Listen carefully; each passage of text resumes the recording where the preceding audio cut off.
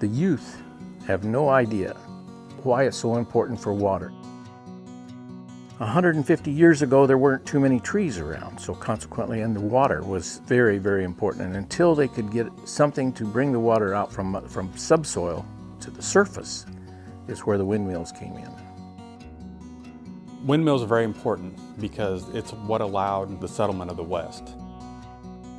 Before that, people would have only been able to live nearby rivers and streams where they had access to water. But windmills allowed people to live in the areas where they could then pump the groundwater. Historically, there were about 1,000 windmill manufacturers. This is the only one that was turned into a windmill factory museum. Everything in here is original. We have one of 13 original operable factory line shaft systems that are left in the United States. So it's a real opportunity to see a factory that's basically a time capsule from the early 1900s.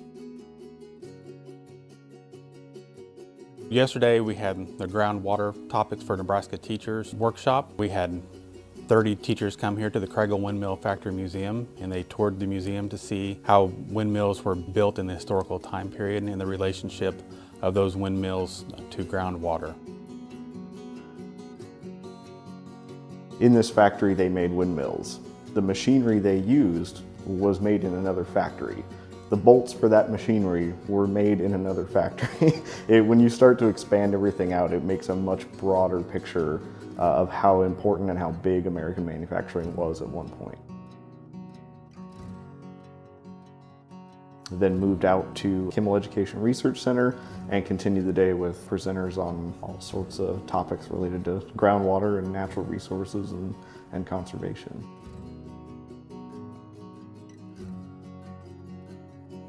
Well, I think that our groundwater for Nebraska Teachers Workshop was very important because a lot of times water topics are not discussed as much in school as they should be, but they're very important to Nebraska. I think the importance of a type of workshop like this is that we get to hear from experts in a field, and so I have an activity that I do with sinkholes, and there were a couple things that I had questions on, but after hearing experts in the field from Nebraska, I was able to answer those questions, and I can better convey that information to students.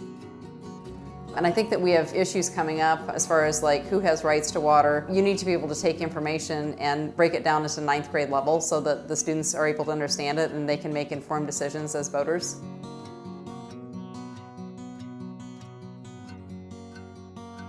We ended the day with a tour of the Kimmel Orchard and Vineyard. Von Hammond gave that tour, and so we go out and look at the role that water played in the orchard because it's important because they have a limited amount of water and have to try to develop their orchard through that. One of the speakers had mentioned yesterday that there's more irrigated acres in Nebraska than in any other state. There's as much irrigated acres here as there is in the entire country of Spain. So it's very vital that we use our resources correctly. If we start conserving water more and just be aware of concerns and the importance of healthy water, that helps us make decisions for improving the world. My main takeaway from yesterday and from the workshop is just the importance of groundwater education for teachers, for educators, for the general public, because of those people that are going to pass that on to the younger generation.